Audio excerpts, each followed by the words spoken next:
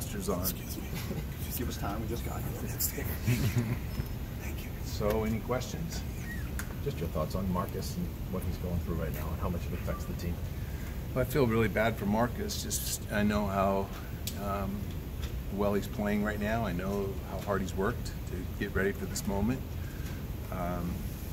But injuries are just part of it, part of what we all have to deal with, and it's an opportunity for someone else. And hopefully we can keep playing so Marcus gets a crack at the playoffs this year. How surprised were you that it was to the extent it was? Yeah, I mean the injury, it looked like a hip pointer. The way that it happened, he got, like hip checked by Vucevic, and then he felt good enough to go back in. He ran up and down the court one time, and it reacted like a hip pointer, which are very painful if any of you had them. I've actually had one, and the last couple of days it seemed like that was what it was. But before he gets on the court, we always will image a guy just to make sure. And when we did the images yesterday afternoon, it revealed a tear there. So that's a bummer. Danny, imaging. Have you talked to him at all, and maybe what have you said? If you have? Yeah, I talked to him. He's in okay spirits. I mean, he was bummed, but he was in pain. I mean, the worst type of injuries sometimes are those that you that you think you can play with, that you don't get to be yourself. So this is, thank goodness we have other guys that can step up and take Marcus's spot. Now, no one completely replaces Marcus, but it's an opportunity for other guys to play. Maybe Terry will have some fun now.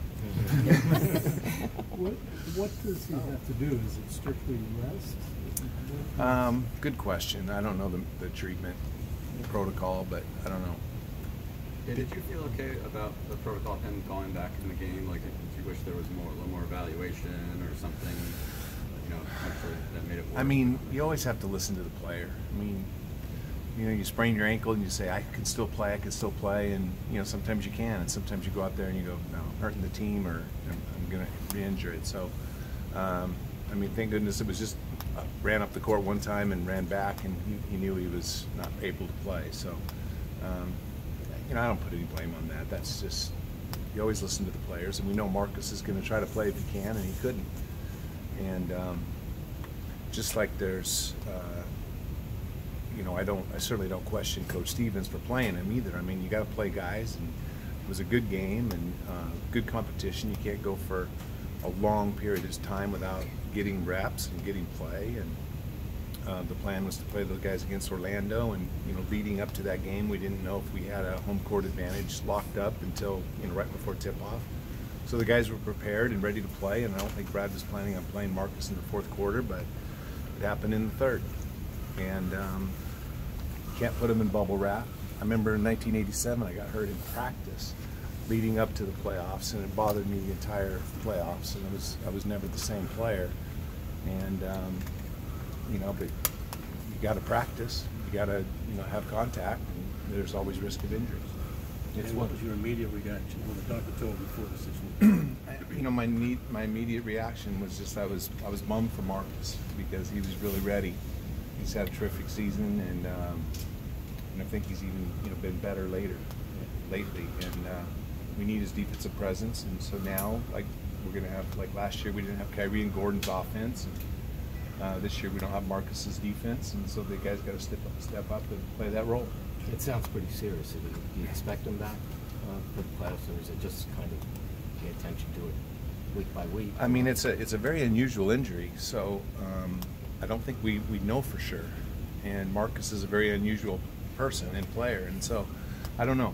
I mean, timetables, I have no idea what timetable, but we'll keep tabs on him. And I mean, I'm pretty sure he's not playing for a few weeks or to 4 weeks, and we'll see after that. Yeah, you got an open roster spot, or you have No, Gibson. You have Gibson. Are you going to keep Gibson for the playoffs? Yeah. Okay. Yeah. He's set for the rest of the year. Okay. So you have to do that before the last game of the regular season. But like this wouldn't change that anyway. If this had happened 2 days before or something, you wouldn't have looked into. No, not with the possibility of Marcus being back. Absolutely not. I mean, well, plus we have him under contract. I mean, it's like, you don't get an extra roster spot. No, you could have waived him, right? Yeah, right. Yeah. Like we're gonna waive Marcus. Give me No, a no, break. no, no, no, no, no, no. I'm talking about Gibson to open a roster spot if you wanted to. Oh no, we like Okay. Daniel. Daniel can step in and play for us. Hey, what do you think of your team going into the season? Think of our team? Yes, your team. I'm excited about it. I think we're playing our best basketball. We have good depth to make up for some of these for Marcus's loss, but I feel like our team is in a good spot. You've been accused of having too much depth during the year.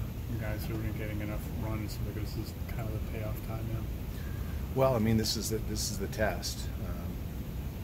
But this means that Jalen and Terry and Gordon and Marcus Morris and those guys are going to probably get more opportunities and divide those minutes up on top of the minutes that they've already gotten. So I think that all of that is good.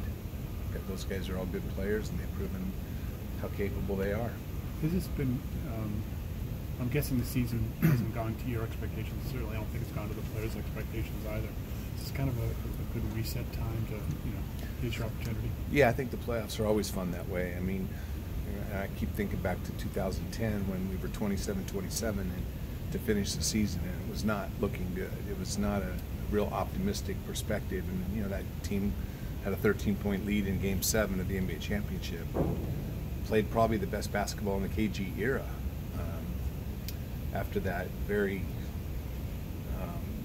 underperforming season of 2010, regular season. So the playoffs are a different animal. And I think that it's like a fresh start, a reset button, and we're excited about it. Any final questions? Any confidence that these guys, they haven't shown that consistently this year, the ability to play the right way, to move the ball and to play for each other. So I think that this year that we've played great basketball a lot. I mean, even in our recent losses, I think did we win 7 out of 9 or 6 out of 8 or something? Anyway, and I think a couple of losses. A game at Philadelphia, it was a game that Philadelphia desperately needed. We played okay. We just didn't finish the game. The game in Charlotte, we played great for 40 minutes, had an 18-point lead, and couldn't make a basket for the last 8. But I don't feel like our team is just waiting for the playoffs. But I do believe that the playoffs, with it and because of its elimination type play, just by nature gives you more resolve, just to fight through the. Whereas sometimes in the regular season, it's like we got a game tomorrow night and got a game next week, and so you don't have that same resolve often. And I think that our team has shown under Coach Stevens' leadership. I think that we've played with great resolve in the last few years, and I think that the team will have that in the playoffs this year. Talking about urgency. Yeah. Were you surprised by Magic's decision and your guys' values, family, and things off the court as well? And what's the balance like doing this job? I mean, I have no idea what Magic's going through out there. I mean, I know what the job entails, and it's a lot. But when I'm having bad days, I often wonder, that one night a week on TNT is awful easy,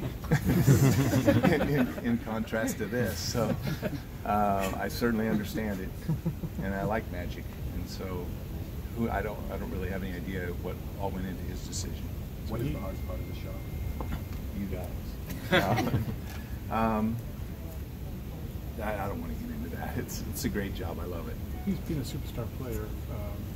He found it difficult to come in and do the mundane thing. So if he'd have been a better player, would this job be harder for him? I don't have any idea what anything you said is true or not.